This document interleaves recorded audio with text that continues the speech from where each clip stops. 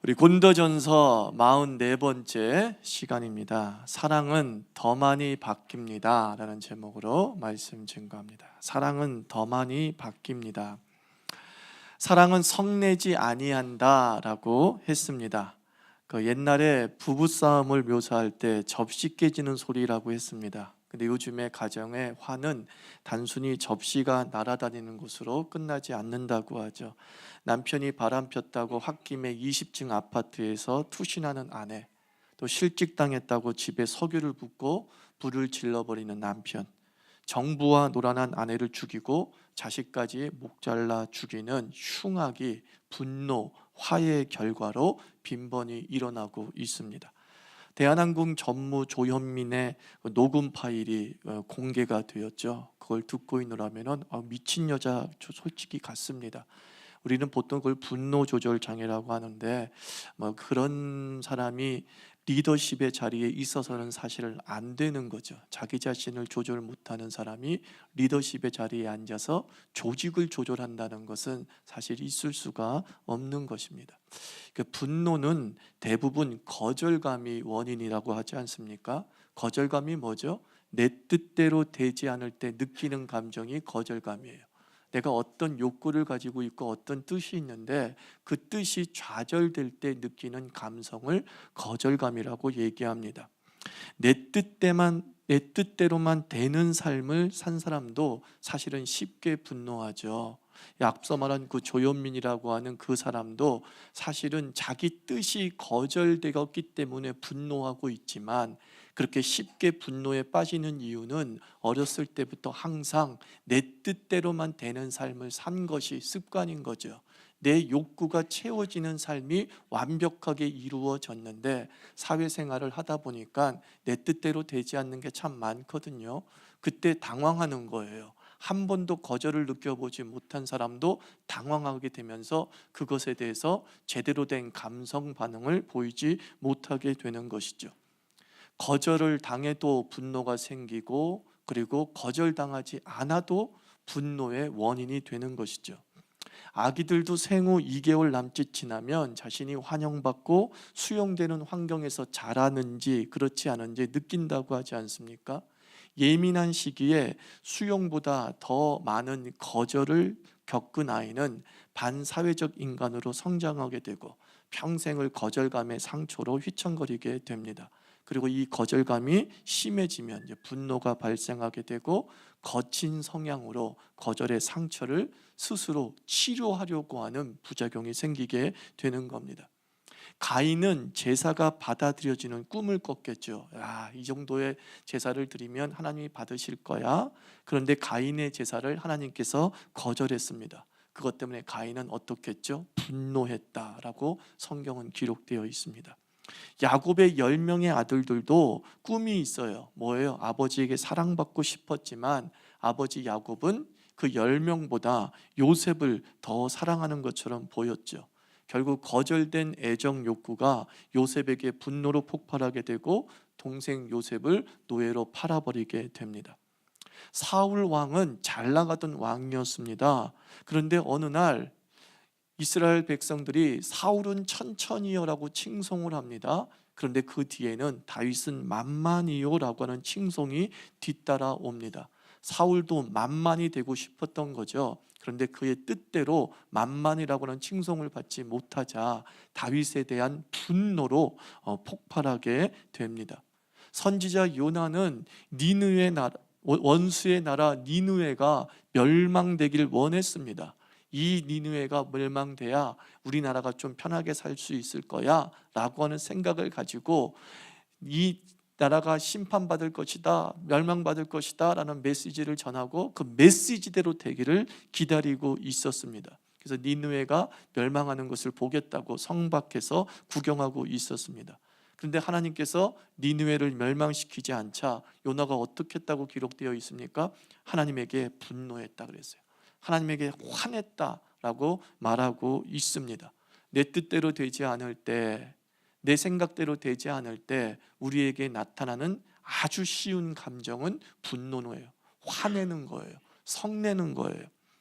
내 뜻대로 되지 않을 때 분노하게 된다. 그러니까 거꾸로 얘기한다면 분노의 해결책이 뭐죠? 모든 것이 내 뜻대로 되어지면 누구도 분노하지 않게 된다는 거죠. 화내지 않게 된다는 것이죠. 내 생각대로 되고 내 계획대로 움직이면 분노할 일이 전혀 없는 겁니다.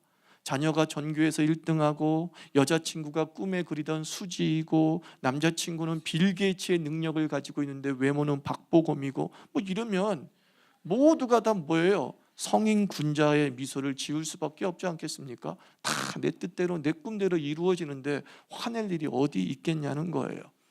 그래 살아보면 느껴지지 않습니까? 인생이 내 마음대로 됩니까? 내 뜻대로 됩니까?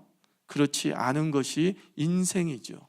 내 뜻대로 되지 않는 것이 세상이기 때문에 그러므로 분노를 다스릴 방법이 없는 것 같아요.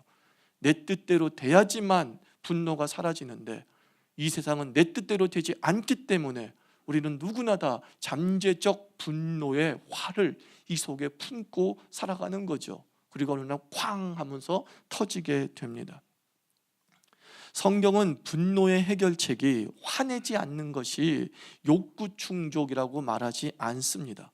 왜냐하면 성경은 우리 인간의 실존을 어떻게 정의하고 있냐면은 너희는 천하보다 크다라고 예수님께서 말씀했어요. 너희는 천하보다 귀하지 않느냐라는 이 말씀을 우리가 좀 더 적용해서 해석한 거죠. 너희는 천하보다 크다는 거예요. 천하를 주어도 천하보다 큰 인간의 욕구가 채워질까요? 결코 채워지지 않는단 말이에요. 세상보다 크게 만들어진 우리의 이 심령은 세상을 준다 한들 채워지지 않는 거예요. 크기 때문이에요. 결국 욕구 충족이 되어야 분노를 다스릴 수 있는데 이 세상 어디에도 우리의 욕구를 충족할 그 어떤 것도 존재하지 않는다. 그것이 바로 천하보다 큰 존재라고 하는 말씀에 담겨진 의미예요. 그래서 하나님의 말씀인 성경은 분노의 해결책을 욕구 충족, 네 뜻대로 되는 것, 소원 성취 이것으로 풀어나가는 것이 아니라 분노의 해결책은 무엇이냐? 오늘 말씀대로 사랑이라고 말하는 거예요. 사랑은 성내지 않는다. 즉 사랑하면 분노하지 않게 된다는 거예요. 사랑하게 되면 그 사랑의 힘이 우리 안에 화를 녹여버리고 분출하지 못하게 막는 그런 기능을 한다는 거예요. 사랑이 뭐길래 분노하지 않게 되느냐? 사랑의 결정적인 힘 중에 하나가 무엇이냐면은 사랑은 뜻을 바꾸게 만드는 힘이 있기 때문입니다. 사랑이 뭘 바꿔요? 뜻을 바꾼단 말이에요. 사랑하기 전에는 내 뜻의 성취가 목적이었지만 누군가를 사랑하게 되면 사랑하는 사람의 뜻이 중요하게 되는 거예요. 아무도 사랑하지 않을 때에는 내 중심이었지만 사랑하면 그를 위해서 내 뜻이 바뀌기 시작하는 거예요. 내 뜻이 성취되지 않아도 화가 나지 않는 이유가 무엇이냐면 더 이상 그 뜻은 내 뜻이 아닌 것이 되었기 때문이에요. 대학교 친구 중에서 여자의 과거는 용서할 수 있어도 못생긴 것은 용서할 수 없다, 그런 형제가 있었어요. 이건 좀 여성 비하적인 발언이 아니라 그 친구가 그랬다 이 얘기하는 겁니다. 그런 남자도 있지 않습니까? 특별히 화장하지 않는 여자는 절대 용서할 수 없다는 그런 지론을 가지고 있었던 그런 친구인데 미팅 나가면 걔 솔직히 그랬어요. 좀 자기의 마음에 들지 않는 수준의 여자가 나오면 뭘 믿고 화장 안 하세요? 이러고 그 자리를 나가버리는 거예요. 나 걔 때문에 2번이나 놓쳤잖아요. 그래서 지금의 아내를 만난 거죠. 그 놓친 바람에 파토를 다 내는 거예요. 그 고약한 친구였어요. 여자의 미모를 굉장히 중요시 여겼기 때문에 우리 동기들이 야, 저 친구는 어떤 여자랑 만나서 결혼하는지 진짜 궁금하다. 제 욕구를 채워줄 만한 여자가 있을까 싶은 거예요. 대학 졸업한 후에 한동안 못 만났다가 이제 청첩장이 날라왔습니다. 그래서 결혼식에 갔더니 깜짝 놀랐어요. 신부의 얼굴을 보고 저는 깜짝 놀랐어요. 평범이 아니라 솔직히 이하였어요. 도대체 이놈의 이상형이 아닌 거예요. 얘 이상형이 아닌 거예요. 신혼집에 여행 갔다 온 다음에 이제 그 집에 부부 동반 모임이 있다고 해서 갔습니다. 근데 재수 씨가 화장을 하지 않고 나오는 거예요. 도대체 화장하지 않는 여자는 용납하지 못하는 그 친구가 아내가 화장을 하지 않고 나왔는데 싱글벙글 웃으면서 맞이하는 거예요. 그래서 원래 물었어요. 우리끼리. 야, 너 미친놈 아니냐? 도대체 네가 말한 대로 아니잖아. 그랬다는 거예요. 그러니까 얘가 이렇게 얘기하더라고요. 같은 직장 동료인데 자주 접촉하다 보니까 어떻게 정이 생기고 사랑하게 됐대요. 그러면서 한다는 소리가 이제 더 이상 예쁜 여자가 신경이 안 쓰인대요. 그리고 도리어 지금은 화장을 안 한 여자가 더 멋져 보인대요. 그 자기가 사랑하는 그 여자 때문에 자기의 이상형과 자기의 욕구와 자기의 뜻이 완전히 바뀌어버린 거예요.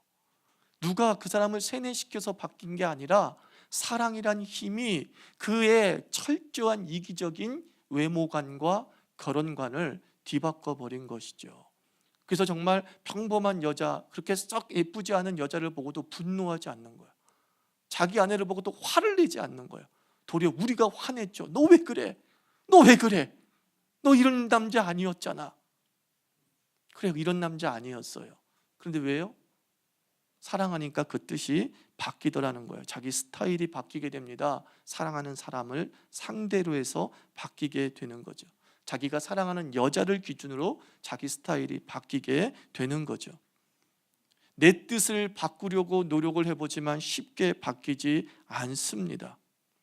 노력한다고 내 뜻이 바뀌고 내 생각이 바뀌고 내 욕구가 바뀐다면 우리 모두 다가 성인군자가 되었을 것입니다. 결심으로 성격이 변화되었다면 세계 4대 성자만 있는 것이 아니라 세계 50억 성자가 존재해야 되는 거예요. 인구 수만큼 성자가 되는 것이죠. 근데 어떻게 우리가 이 성인군자처럼 분노하지 않으며 자신의 분노를 가라앉힐 수 있는 성인이 될 수 있느냐? 그가 누군가를 사랑하기 시작하면 그 누군가에 대해서만큼은 성인군자가 되는 거예요. 모든 사람을 향해서 성인군자가 될 수는 없다 할지라도 내가 사랑하는 그 한 사람을 위해서는 그 사람이 분노하지도 않고 화를 내지도 않고 성인군자처럼 자기를 다스릴 수 있는 사람이 되는 것이죠. 그럼 자식 이기는 부모 없다고 합니다. 대부분의 부모는 자식이 해달라는 대로 다 해줍니다. 우리 집도 보면 그래요. 자식이 해달라는 대로 다 해줘요. 자식의 뜻을, 자신의 뜻을 굽혀가지고 자식의 뜻을 들어주죠. 그게 부모예요. 자신의 뜻을 굽혀 자식의 뜻을 들어주는 거예요. 그 이유는 자식보다 부모가 능력이 없거나 힘이 부족해서 또는 배움이 짧아서가 아니라는 것 아시지 않습니까? 자식을 사랑하기 때문에 자식에게 항상 진다는 것 아닙니까? 자식이 부모를 사랑하는 것보다 부모가 자식 사랑하는 게 더 크기 때문에 부모는 자녀를 위해 자신의 뜻을 꺾는 거예요. 자기 뜻을 거절하면 또는 자기 뜻이 거절되면 분노심이 일어나지만 사랑하면 내 뜻이 거절된다 할지라도 그 사람의 뜻이 이루어짐으로 오히려 기뻐하게 되는 거예요.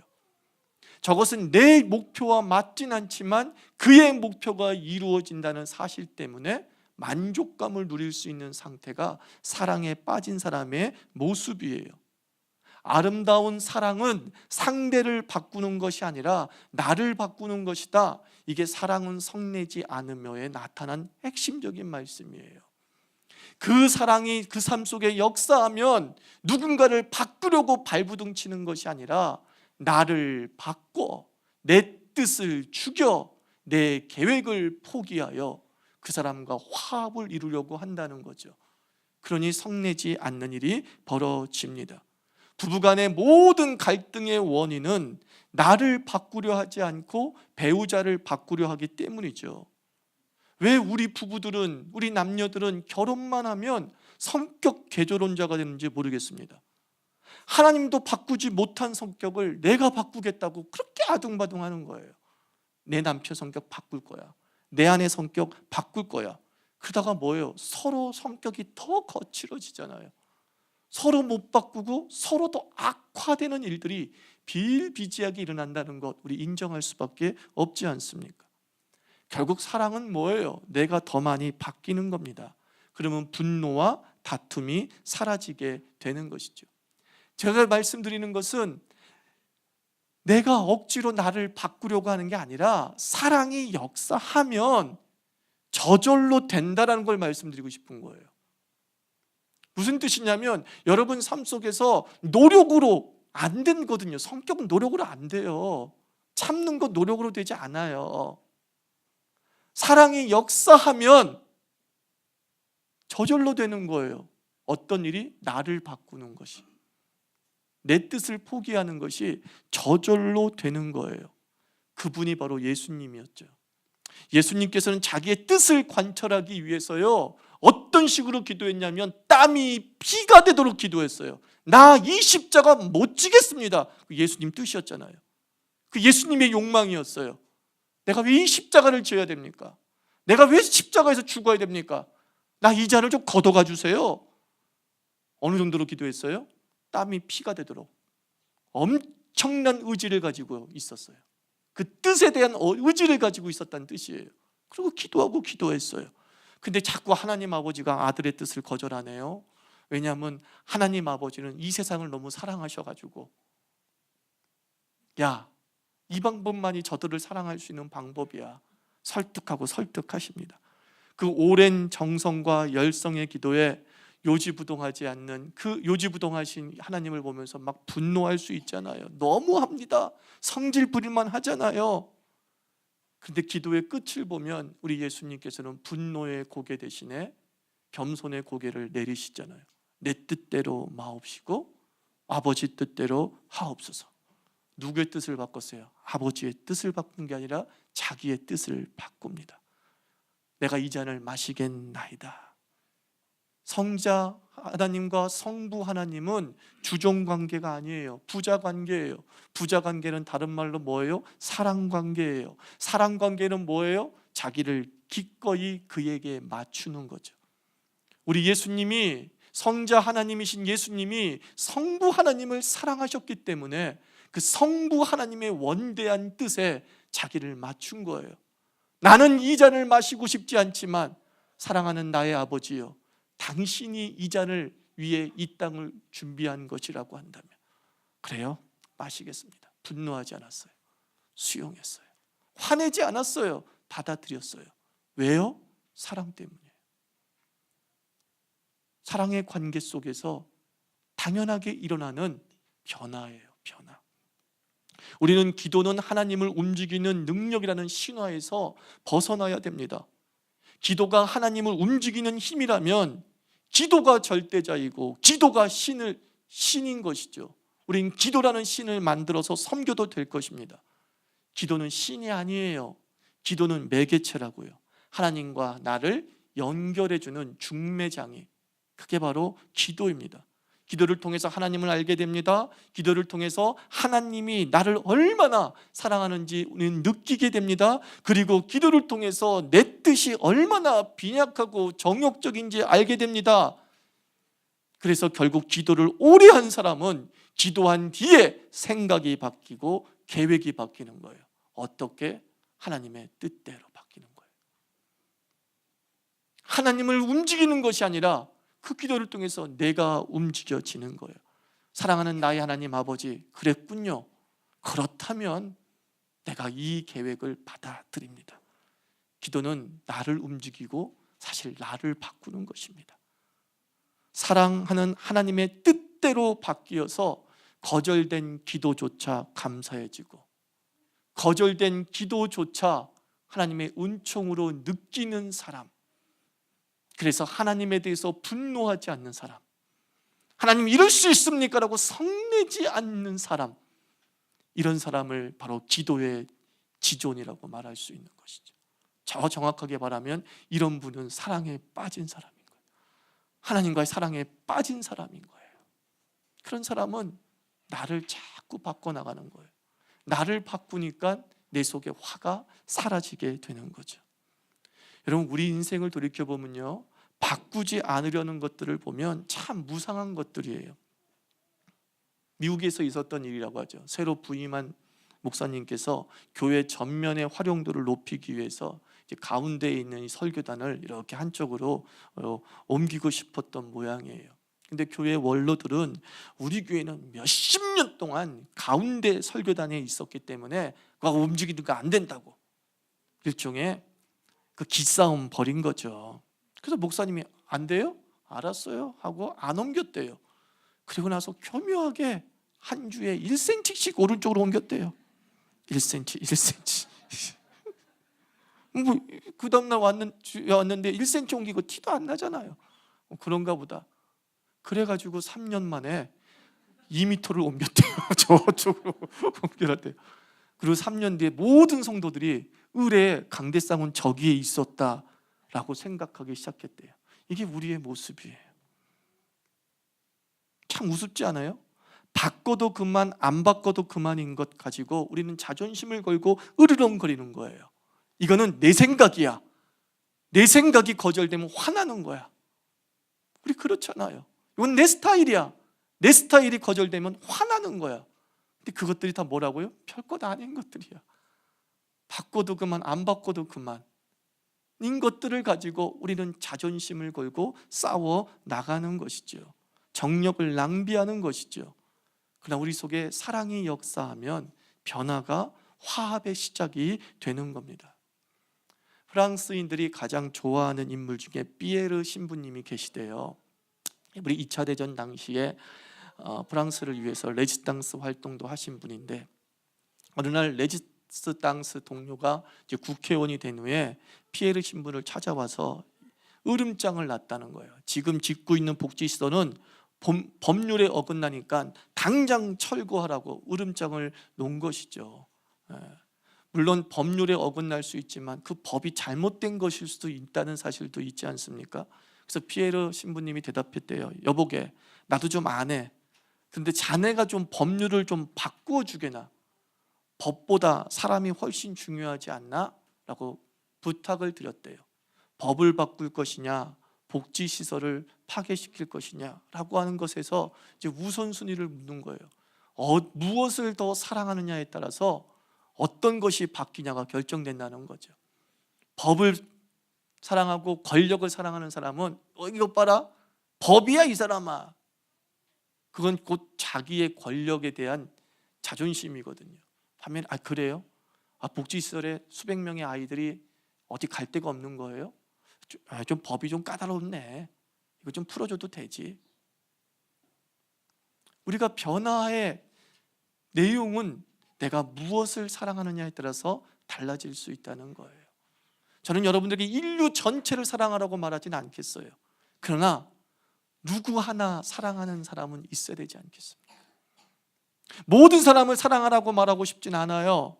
그러나 여러분 삶 속에서 나를 불꽃처럼 일으키게 만드는, 그 사람한테는 무조건 져줄 거야 하는 그 한 사람 가지고 계십니까? 하나님이요, 웃기지 마세요. 왜 내가 웃기지 마세요 얘기하냐면, 사도 요한이 얘기합니다. 보이는 형제를 사랑하지 아니하고 보이지 않는 하나님을 사랑한다는 것은 거짓말하는 것이다. 내가 보이는 한 사람을 사랑하고 있다면 그 사람은 보이지 않는 하나님을 사랑하고 있는 것이죠. 여러분에게 묻겠습니다. 사랑하는 사람 그 한 사람 있습니까? 사랑하는 그 무엇이 있습니까? 그것이 우리를 변화시키고 그 사람, 그 모임, 그 목표에 맞게 우리를 변화시켜 나간다는 거예요. 저는요, 짱구라는 과자를 굉장히 좋아합니다. 아주 40년 동지군요.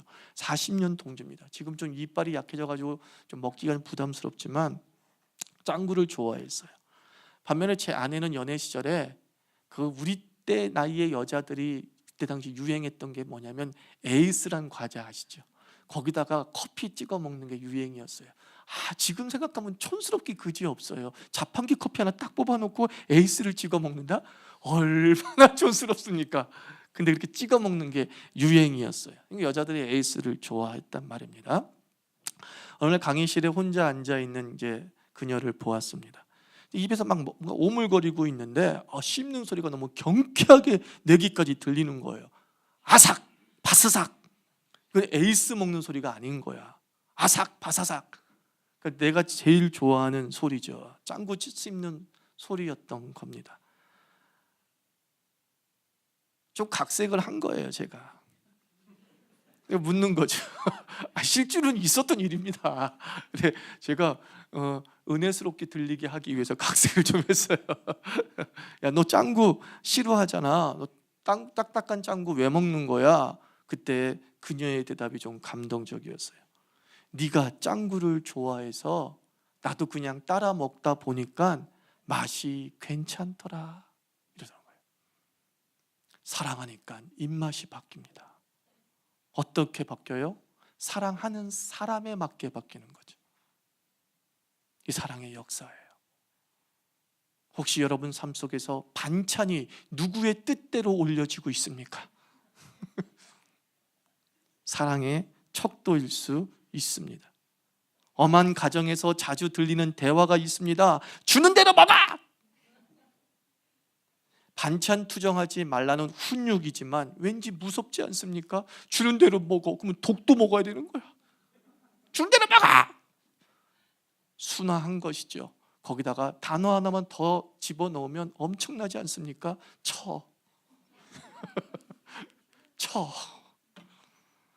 주는 대로 먹는 것을 미덕으로 배운 딸이 시집을 가서 남편을 자기 식성으로 길들이려고 합니다. 남편이 짜다 하면 맛없으면 당신이 직접 해먹어 하는 협박과 함께 입맛 개조 프로젝트를 실행하는 것이죠.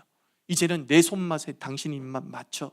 물론 괜찮은 거지만 그래서 또 남편은 가만히 있지 않습니다. 내 식성을 아직도 몰라. 하씨 집안에 시집 왔으면 하씨 집안 입맛에 맞춰야지. 또 남편이 막 윽박 지르는 거예요. 여기저기서 당신이 바꾸라는 고함이 난무합니다. 그것도 사랑한다면서 왜 이거 하나 못 바꾸냐면서 다투면서 연인들이 시간 낭비하고 부부들이 시간 낭비하는 거예요. 왜 사랑하면서 바꾸지 않아? 그것을 나에게 요구하지 않고 그에게 요구한다는 거예요. 너 나 사랑한다며? 그러면 내 손맛에 맞춰. 너 나 사랑한다며? 그러면 우리 집안 손맛에 맞춰. 그러면서 서로 바꾸라고 싸우기 시작하는 거예요. 이유는 뭐예요? 사랑한다면. 사랑이란 무엇입니까? 에이스가 짱구가 되는 것. 그게 사랑이에요. 에이스를 좋아했던 내가 어느 날 짱구를 좋아하게 됐다면 그 사람은 사랑하고 있는 거죠. 사랑에 빠진 것이다 라고 말씀드릴 수 있습니다. 저는 우리 자유교회 교인들 한 사람 한 사람이 주 예수 그리스도를 사랑하시는 줄 믿습니다. 그 예수 그리스도에게 맞추십시오. 자유교회 교인들이 우리 교회를 사랑하는 줄 믿습니다. 우리 자유교회에 맞추십시오. 내 것 좀 기꺼이 변화되는 거예요. 내 것 좀 기꺼이 바꾸는 거예요. 그래서 그가 기뻐하고 그가 즐거워한다면, 그러면 우리는 이 분노 조절 장애라고 하는 이 현대적 질병에서 다 해방된 존재가 될 것입니다. 우리는 다 내 뜻을 주장하는 것이 아니라 내가 사랑하는 그 한 사람, 그 한 사람의 뜻에 맞추려고 애를 쓰기 때문에 우리는 더 이상 분노 조절 장애로 인한 그 엄청난 거친 폭언과 분노가 사라지게 될 것이고 자신의 감성을 조절할 줄 아는 그런 크리스천으로 살게 될 줄 믿습니다.